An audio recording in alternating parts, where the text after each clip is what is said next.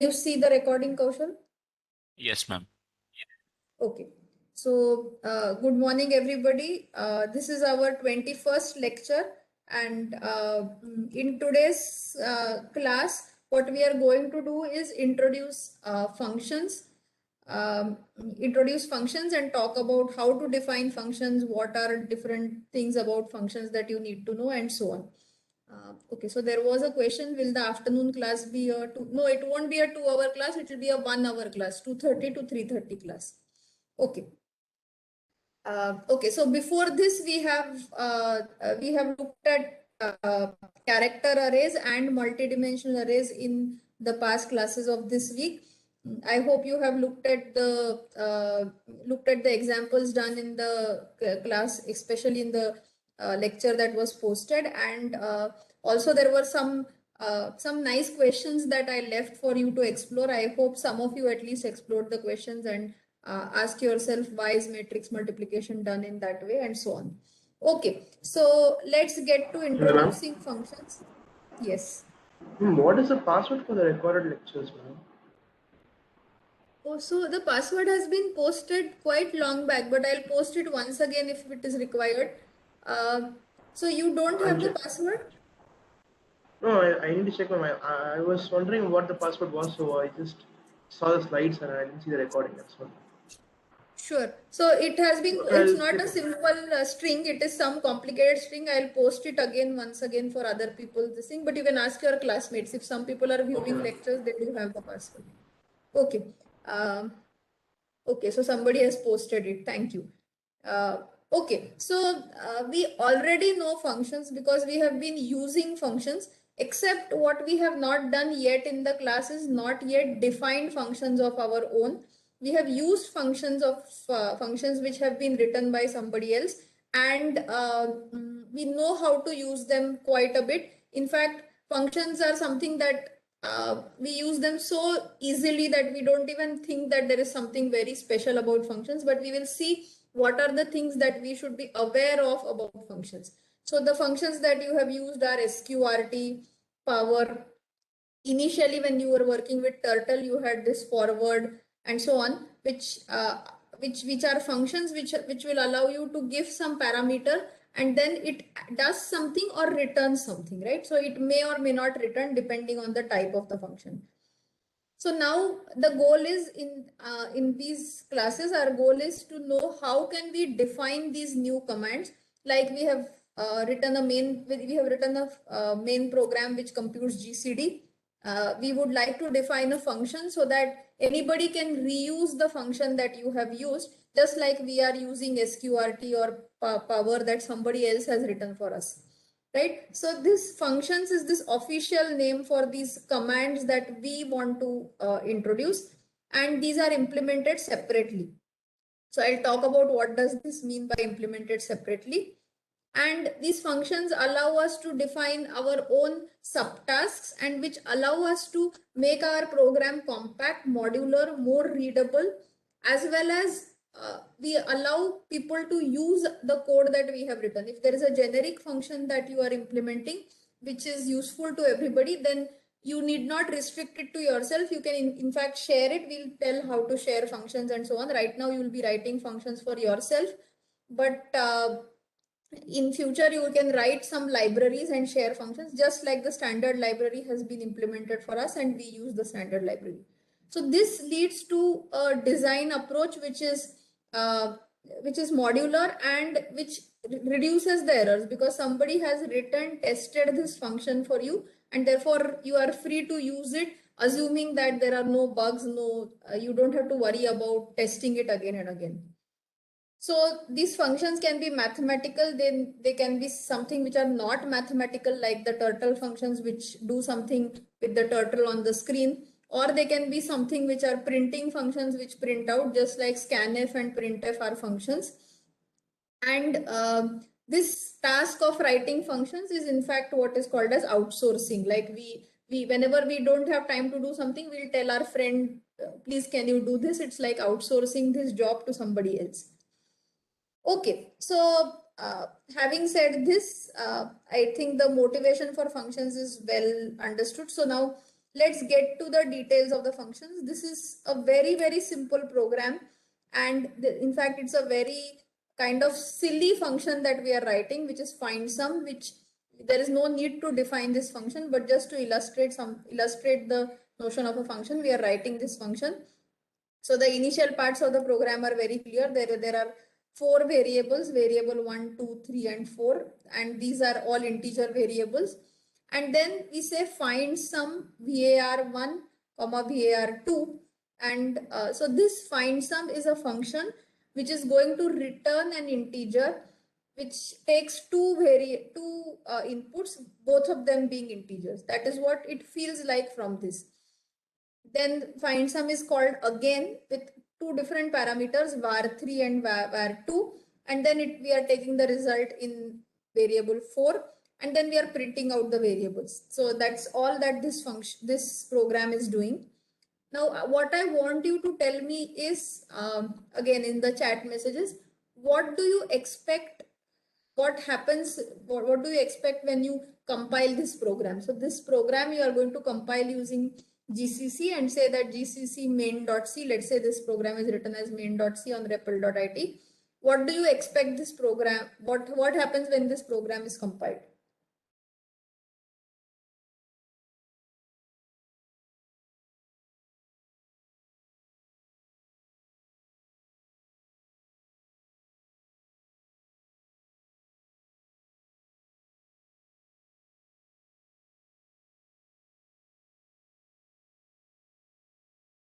Ma'am, is it an inbuilt function? So it is not an inbuilt function. We are defining a function. So this program won't compile. It won't compile because it does not find this function find sum, right? So now this find sum is something that it does not know. Therefore, it cannot produce an executable. The executable is typically this a.o. Therefore, it is unable to produce this executable. Now, what you need to do is you need to tell this program that there is indeed a function called find sum that we will define or we have defined, and the function has the following prototype. This is called as the prototype of the function, or this is called the declaring the functions. And the prototype only tells how does the function look like. What do I mean by how does the function look like? The prototype tells what is the name of the function. This find sum is the name of the function with the caps appropriately. So this is case sensitive. It returns an integer variable. It takes 2 inputs which are both integers, and when I'm defining the prototype, I don't have to name the formal parameters. So I have not given the name of the formal parameters. I've just said that it takes 2 inputs with both of which are integers, and it returns an integer and its name is find sum, right? So this is what is the program, what is the prototype of the function, right? So this is the name of the function, the arguments and their type, and the return type. So the number of arguments. And note that there is a semicolon after this. We are not defining the function here. That is allowed. You can define only the prototype of the function. But of course, if the program has to run, there should also be a body for the function. The body may as well be empty, but there should be a body of the function. And unless you define, this is only declaring the function. You have not defined the body of the function. So this part, which is saying that what is the body of the function, is defining the function itself. So of course, if you write inside this braces, curly braces, nothing, that is empty, that is also acceptable. The compiler won't crypt for that. However, you must have a definition of the function, right? So this is only a declaration of the function. This is the definition of the function. So are there questions about this part?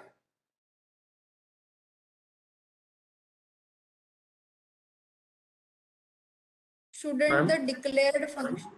Okay. Yes. No, ma'am. Should we like the prototype? Is it necessary always? Yeah, I'll come to it. The prototype is not necessary always.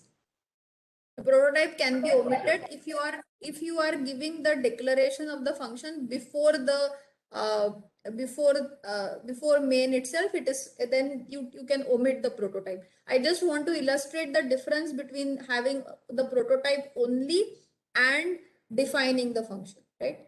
Okay, so Raghav has a question. Shouldn't the declared function be put before int main? Not required. It doesn't have to be before int main. It is okay to have it defined here, and still the program will compile fine. You can of course define it here, but it's okay to define it here as long as the declaration of the function, which is the prototype, is given to it ahead of this, right? So as long as this is there, it knows that somewhere you are going to define it. If you don't define it, then it is going to crib and not going to compile. Okay, any other questions? Okay, so this prototype is, I repeat, there is a difference between the prototype and the definition of the function. So this definition of the function will have, of course, the return type, the function name, the names of the arguments and their types, which should match this prototype. Then there is a body of the function, which is this body in this case. And then there is a return statement, assuming that the function is returning something. If the function is not returning anything, it is fine. But then what is the use of such a function? Maybe it is printing out something to the standard output, or it may have some side effects, and we'll talk about these side effects as we go along. So this part is called the body of the function, and the body of the function typically will have some local variables defined. We'll come to what is local variables, and these local variables are, as the name suggests, local to this function. Okay, so can we declare and define functions together? Yes, in fact, the next slide just does that. The prototype is not provided, which is what possibly typically you are used to. You will just define this function, and you are just going to give this definition, which includes the prototype as well as the definition of the function, and you are not just declaring it, you are going to define it once and for all. That is also perfectly fine, which is possibly the way you are used to it. Okay, so are there any other questions about this simple part that we have talked about?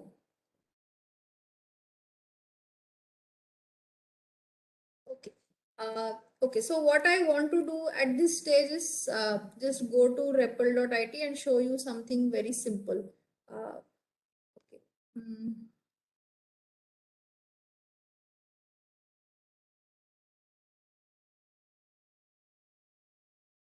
Yeah, so Kaushal, are you able to see my browser view?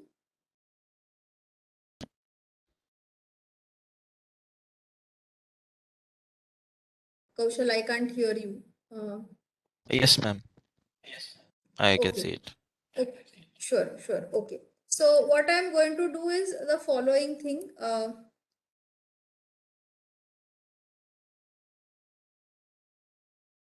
I'm going to write this, which is called as, this is a small file which is func.c, and what we are going to do is write a small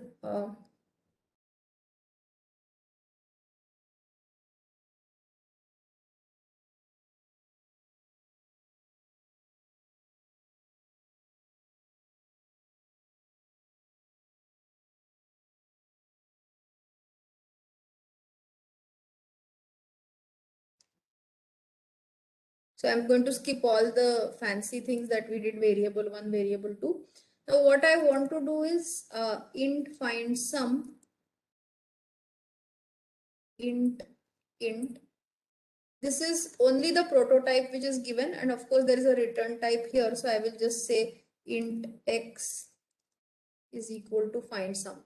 So we know that we haven't given the definition of the function. So of course we'll see that func.c should not compile, and it will certainly say that there is an error. So this is this undefined reference to find sum. So this is something that it is not finding. So although we have given it the prototype, it won't compile.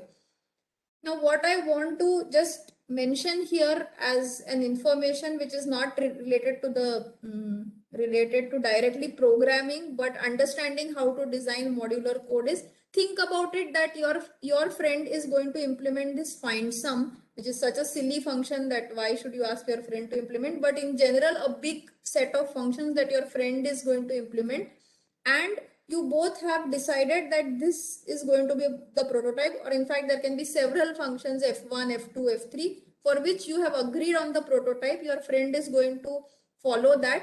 But now you want to compile your program. Now you want to understand whether your program compiles well, except this part, which is this functions that are so you are unable to use these functions because your friend is going to give you, and possibly you are going to include them in the end or towards the beginning, and then you will be done with your code.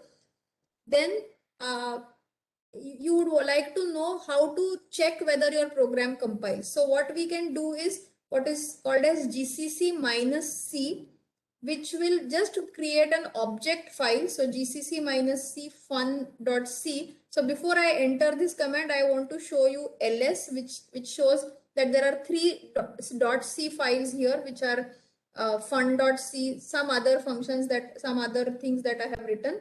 However, it does not have an a.out because that was not created. Now when I do GCC minus C fun.c, func.c, sorry, it okay, so it is not called, it is called fun.c. Okay, GCC minus C fun.c, then it will create it is not cribbing now. So what has it done? Has it created an a.out? No, in fact an a.out cannot be created unless you define this function. However, it has created what is called as fun.o, which is an object file, which says that if somebody gives me these functions, then together with them I am going to be able to create an executable, because the remaining program does not have any errors. The remaining program is fine. It can be compiled into something to which you can add pieces and then actually create an executable.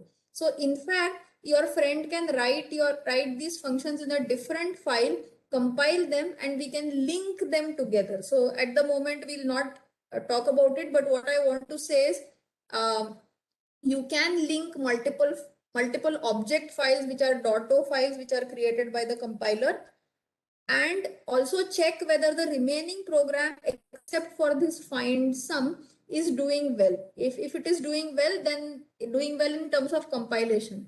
You cannot execute the program, there is no executable, but still you can compile, make sure that the remaining program is syntactically correct. Are there questions about this?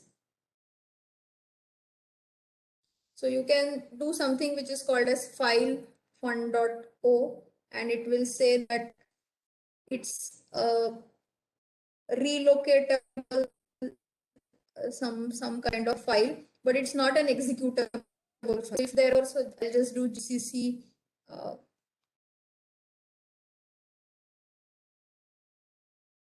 this is a little slow here.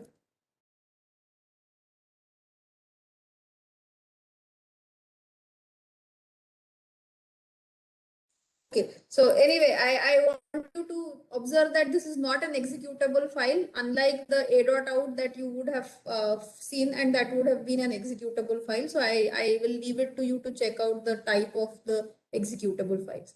So any questions here?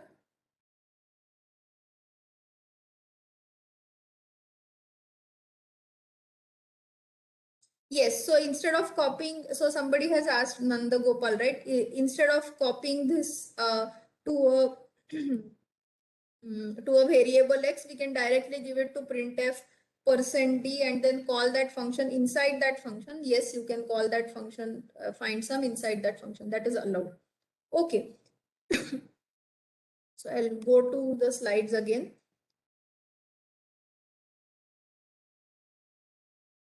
Fine. So now just to make sure that our nomenclature is clear, I want to dissect some arbitrary function and say that what do we say when it is, what is the name of the function? This is a simple function again, which takes two inputs, both of which are integers. The name of the function is my multiply function. It returns an int. So this is the return type of the function, and this return type may be void if you are not returning anything. This is the name of the function my multiply function. As long as you don't use something which is a predefined function, it is okay. This is in this case we are both giving the prototype as well as defining it. Therefore, it will have the type of the two arguments or parameters as well as its formal name. So this is the name of the formal parameter, which is x, the first parameter, and the second, which is y. And typically it is instructive unless the two parameters are interchangeable. It is instructive to give names which are indicative. In fact, some of you had said that in the variable names that we gave in the quiz, they were very good and therefore you were able to write the program. Similarly, it is good if it is something like radius and something else, area of some circle, then you should give these names appropriately. These variables are which are defined here. In this case, int result is a local variable, and the return statement which is returning something, this return should match the return type here. Otherwise, again, the compiler is going to crib, just like our compiler keeps cribbing for my programs, where whenever I do not have a void main, or I do not return anything from the main program. So if you do not say anything, it assumes that you are returning an integer and expects you to return 0 or return some integer from that function. And these curly braces are going to tell you when your definition of the function is over, right? So in a function, of course, you can write whatever you have been writing, the loops, the if statements, the switch statements, nested loops, and so on. In fact, you are going to write everything into smaller functions to modularize code here on. Okay, so having said this, we can have functions which are with arguments, without arguments, and if they are with arguments, you have a list of parameters. If it is only a prototype, you don't have to give the formal names. If it is a definition, you have to give the formal names. And an example is just like this: int sum x, int x, int y, and the call is as follows: the name of the function followed by the parameters or the arguments. These can be variables, these can be constants, depending on the type of the variable, right?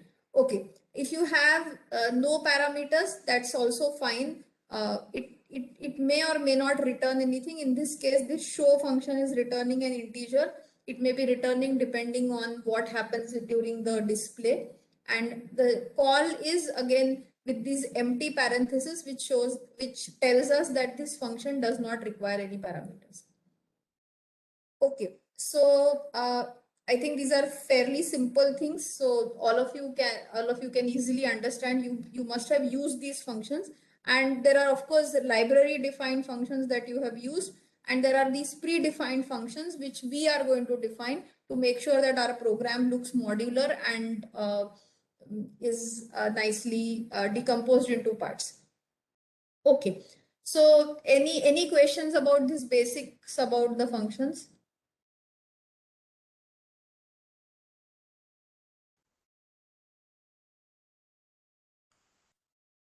Okay, fine. So what we are going to define now is something which is very useful and important, which is defining what are called as blocks and scope. And this is very important when we talk about functions, and therefore we will spend some time on it. Make sure that we understand. Yeah. Yeah. Okay. There is some question here.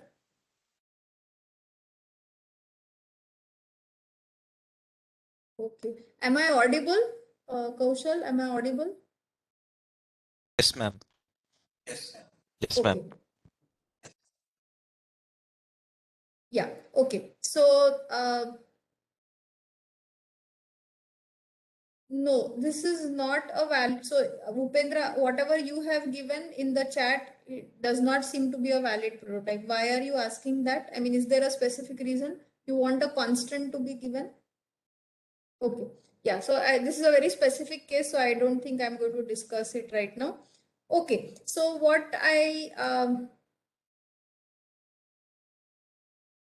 okay. Yeah, so what I want to show here is what I want to talk about here is the scope and the notion of blocks. So a block of a program is a segment of the program or a set of statements which are written within the curly braces. And we have already had blocks where we had said that there is an if block, then there is an else block where we always use these curly braces. Sometimes we omit them when there is only a single statement. But most of the times when I have written code, I typically use this braces. They can be omitted when there is a single statement. But if they are written down, then they define the scope of the variable defined in that block, right? So let us look at this program. There is the first time that we are going to define something outside the main. So this variable, all of these variables are integers, just to illustrate the point, but these can be any data type. This variable, its name is global, and the reason its name is global is to make sure that you remember that this variable is defined outside main. So it is available to not only main, but all other functions that are defined in this program. So this is a variable which is available to everybody. Then you go inside main. Remember, main itself is a function, and here it is nicely defined that it has an integer return value. It does not take in any parameters. Main is the name of the function. These two braces are going to define the scope of main, and that is they are the block of the main, and therefore anything that is defined inside this is within the scope of main. So int local is a variable which is an integer variable which is available for the whole of this main. Then inside main you can access, of course, int local, as well as you can access this variable global, which is also available to you. Now, once you have defined this curly brace, remember there is no if or else, else block or while loop or anything. Yet you can define this, but anything that is defined inside here is going to be only available for up to this part till the brace completes, right? So the till the end of this curly brace, you are going to have this very local variable available for you. So what do you mean by available? You can access it, you can initialize it, you can modify its values, but after this, at this place, you do not have access to this variable called very local. So this is not available for us here. On the other hand, the variable local as well as global is available even here. Okay, so is this clear to everybody? So this defines there is a block as well as the scope of a variable, and the scope of the variable is going to be within the block in which it is defined. Okay, so now, does anybody have any question? Yes. Ma'am, can you explain the definition? The program segment where a particular declaration of a variable is applicable. What does that mean? Okay, so the program segment where a particular declaration or okay, so this line, right, the scope. Okay, so what I mean is, let's ask what is the scope of this variable which is called, whose name is local, right? So this question we want to answer. Where is this variable? Where all can you access this variable? So the program segment where a particular declaration of the variable is applicable. So where all can you use this variable local? So can you use it inside this? So I think Ashwin, were you the one who asked? Yes. So can you use it inside this? Yes, ma'am. Yes. Can you use it here if I were to write any statement here? Yes, ma'am. Yes. Can you use it before this? I mean, No. there is a part of the program. No, because it has not been defined, so the compiler doesn't know about it. So you cannot use it here, but you can use it as soon as you have defined it, as long as its block has not ended, and the block ends only here. Yes, ma'am. So is this clear that the scope of this variable named local is all of this main, right? On the other hand, the scope of this variable very local is only this part of the main program, which is enclosed in these curly braces. Okay, so what is the so one of you has asked what is the difference between the global variable and a local variable when they are accessed in the entire program? Good. So this variable, which is called global, is accessible to main as well as any function that is defined here. So suppose I had defined a function called find sum.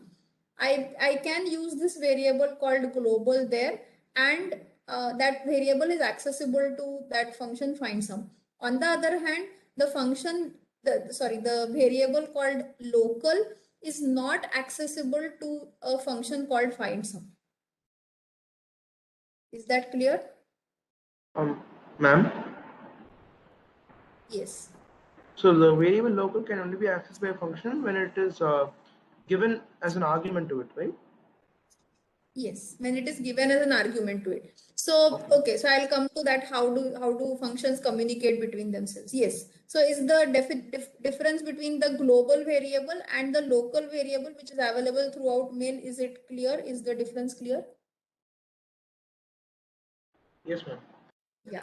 Okay, good. Okay, so this is just another program which is allowing us to practice this blocks and scope. So there is this main program which has this int variable 2. But even before that, there is a global variable, which is variable 1, which has been initialized to 10. And then there is a variable 2, which has been initialized to 20. But remember that this variable 2 is defined inside main, so it is available only for the main function. Then int variable 3 is defined inside this block, which is this defined by these curly braces. So variable 3 is something which is available only till here.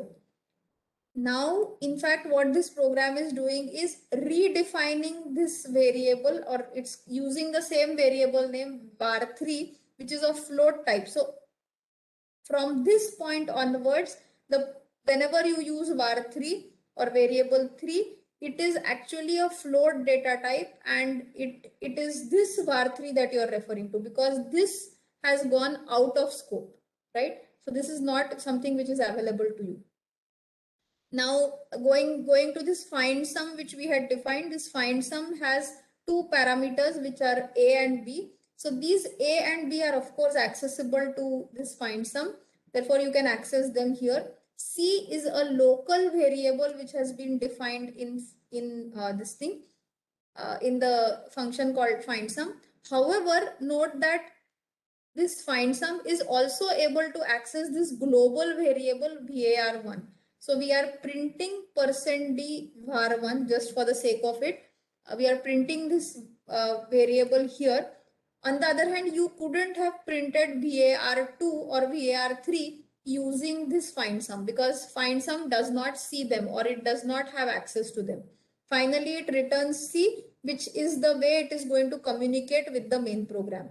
So what I want to illustrate is that two functions can communicate, of course, via arguments that they pass to each other and the return type. They can also communicate via globals, which are available to both of them, and therefore they can modify these globals or access them. So using globals is something that has to be done carefully, because a function that is changing the global, I mean, if you miss out, it's kind of a side effect. If you miss out that function is going to change the global value, then it can be something which can lead to erroneous programs. So several functions, if they are using this var1, which is a global variable, it can lead to inconsistent behaviors which were not expected. This is something that we have to be careful about. Okay, so the function cannot be defined inside main in Upendra. So the functions have to be defined outside main in C.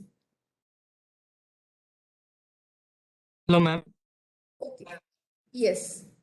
Ma'am, Yes. in place of the function declaration, if we define the function at that place itself, can it still access variable 1 because it is defined after the function? Did you get my question, ma'am? Yes, yes, yes. If we I define think the no, function. no, I think no. It won't be able to do that, but let's quickly check that, make sure that that is true in case of in our REPL.it. So just give me a minute. I'll stop sharing this and share the REPL.it. Yeah.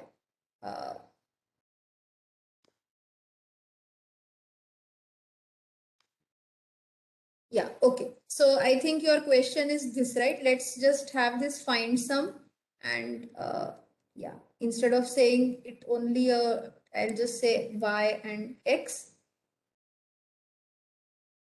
And let me define int var global.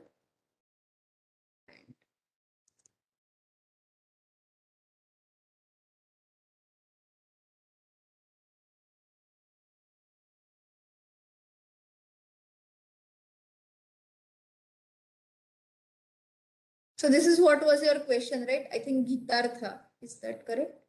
This Yes, was ma'am. your question. Yes, ma'am. Yeah. So you should expect that it gives an error. Yeah, so this var global is not declared inside the before this function has started, so you cannot do this. But my point, okay, so I think the slide was not meant to do that, but it happened to do that. But I would have liked to define it here. You see that, right? So int var global, but good, it raises a good question. So it would have been defined here, then it is accessible to the function. Is this fine? Okay. I hope it answers your question, Gitartha. Yeah. Yes, So ma'am. now, yeah, the natural question.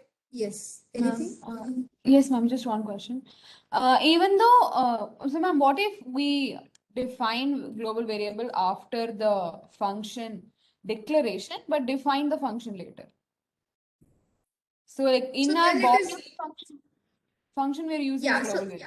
So so the way it is done in the slide, right? yeah. Yeah, then see, as long as it is, see, it is going to look at this program top down, the compiler. So it, when you have only had the prototype of the function, it does not see the body of the function. So it does not care what you do inside the body. So if it has seen int var global before the function definition, then it is perfectly fine to use it there, as long as it has seen it before. Okay. Do you understand? So, okay, so what you wanted to say is this, right? That it is, I think I should just give a prototype before this. That's all you want, right? That's how the,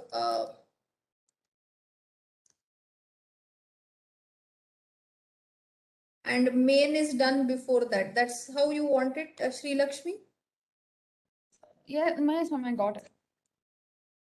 Okay, so, okay, so I can just do it, but yeah, I think this is your question and it should work.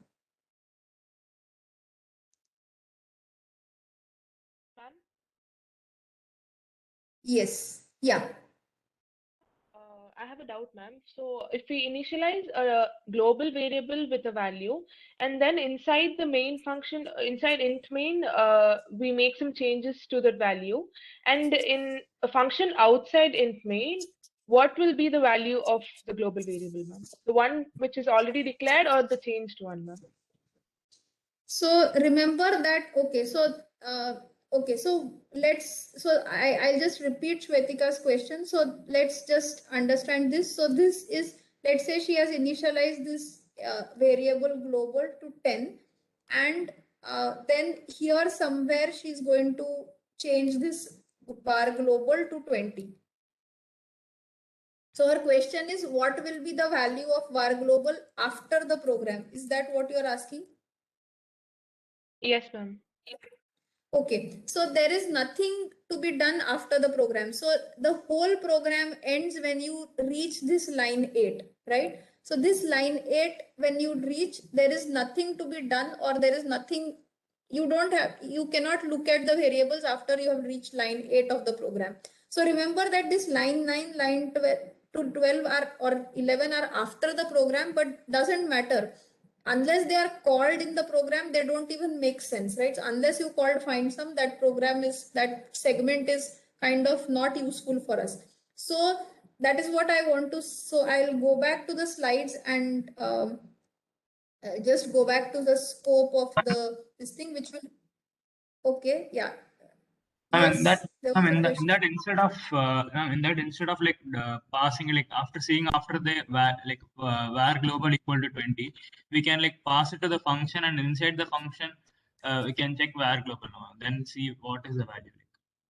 Yeah, I can. No, but I don't think, yeah, I can, you can pass it to this function. That's what you are saying?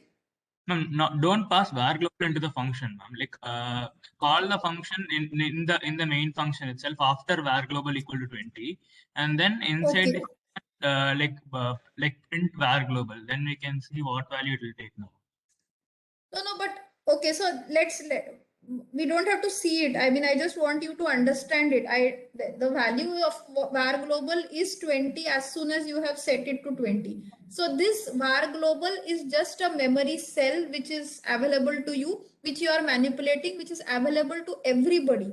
That is, it is available to main, it is available to find sum also to change it, right?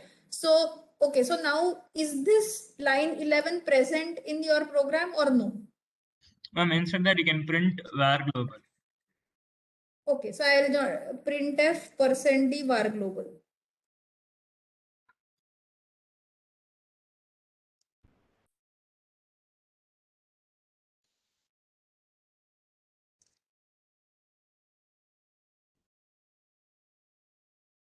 Okay, are you able to see me?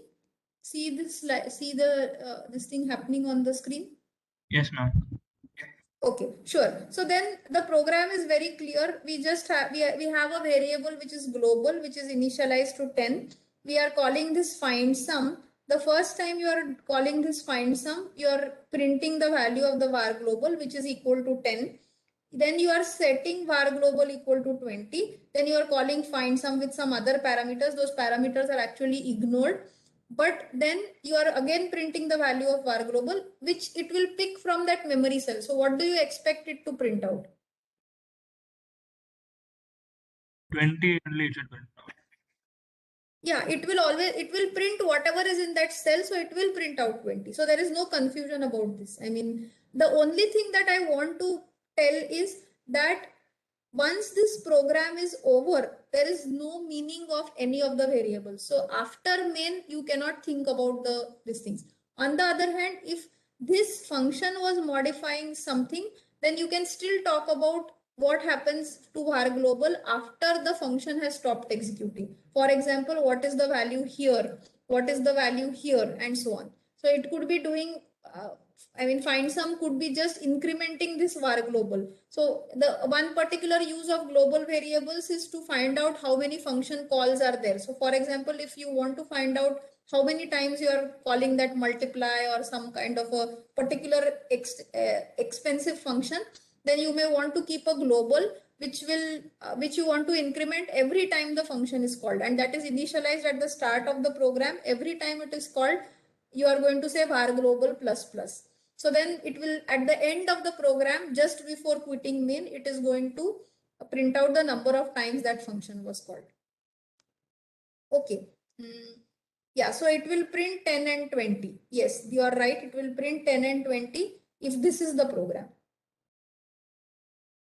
Okay, any other questions?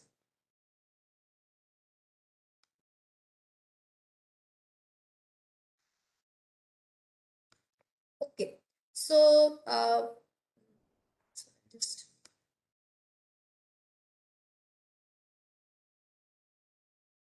okay, I'll just check the one of the chat. Can return type of functions have printf statements? So return type functions have. Okay, so if so Shashank, right? Your question is, can return type functions have printf statements? Meaning, if a function has, so for example, this is int find sum. This function does have printf statements. Is it allowed? Yes. In fact, we did it now, right? Does it clarify?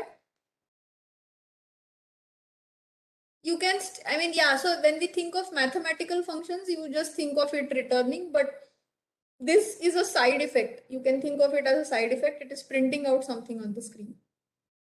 Okay, so I just want to recap that in any C program, there is at least one function, which is the main function, which we have always been using, but we have not acknowledged that. I mean, explicitly, we have always implicitly known that there is always this function, which is main.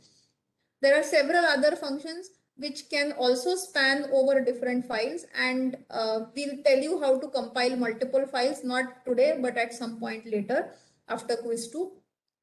In fact, it is useful to write modular code separated into separate files, but at the moment we'll write it into functions in the single file. And as I have shown you earlier, you can compile a program using GCC-C, which will allow you to compile it except the functions that are possibly going to be defined later. And data passing between functions happens via these arguments and return types, and of course via these global variables, which can also have side effects. Therefore, you have to be careful with them. So yeah, so I have two things to do. Maybe I will do one of them, and then we will stop the class and we'll meet at 2:30 again.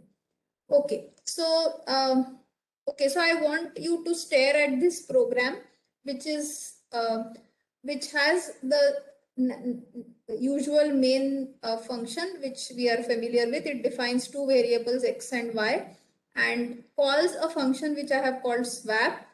It calls swap xy. So what swap does is what we have been calling swap, that is it takes two integers and swaps the value in them. So that is what it does. So now what I want you to do is, this program has only one printf statement, which is in main. What is the output of this program once you run it? This program does compile correctly, and it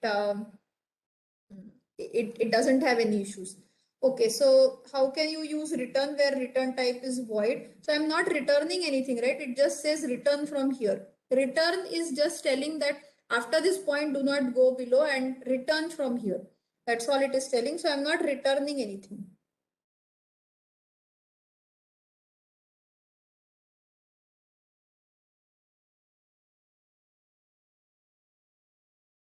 Okay, so I have two answers from two people. I would like others to participate.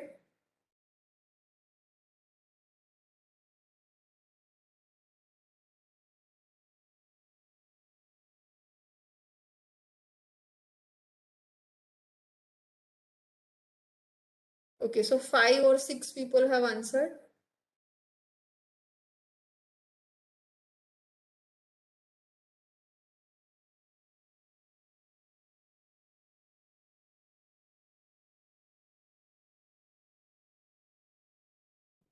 Okay, 20, 40, 40, 20 are reasonable answers, because that is what I expect, either 20, 40 or 40, 20.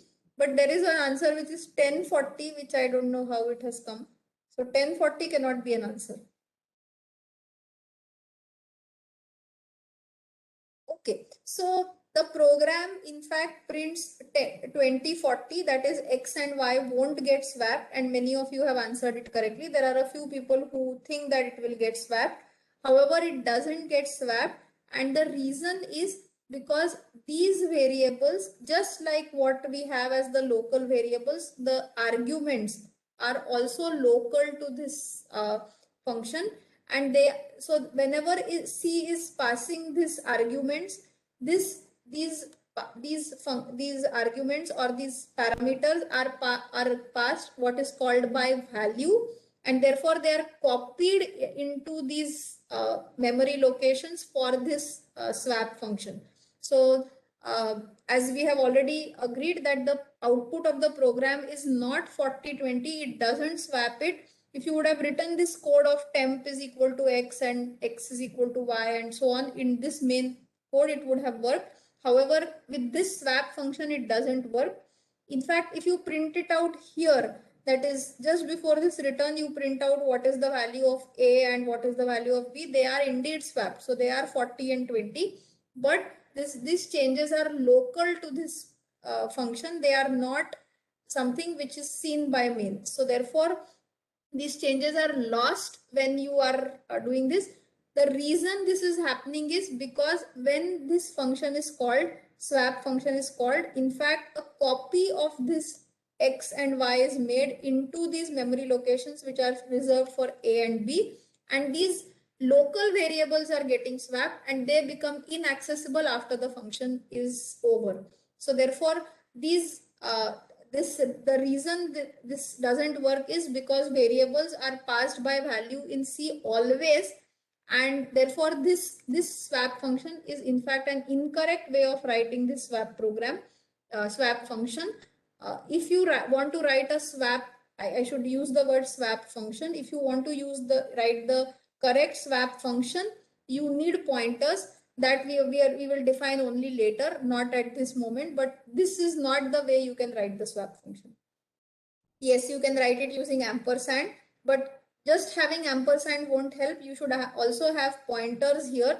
You should have pointers to integers. So at the moment, we are not going to write that unless we have defined pointers.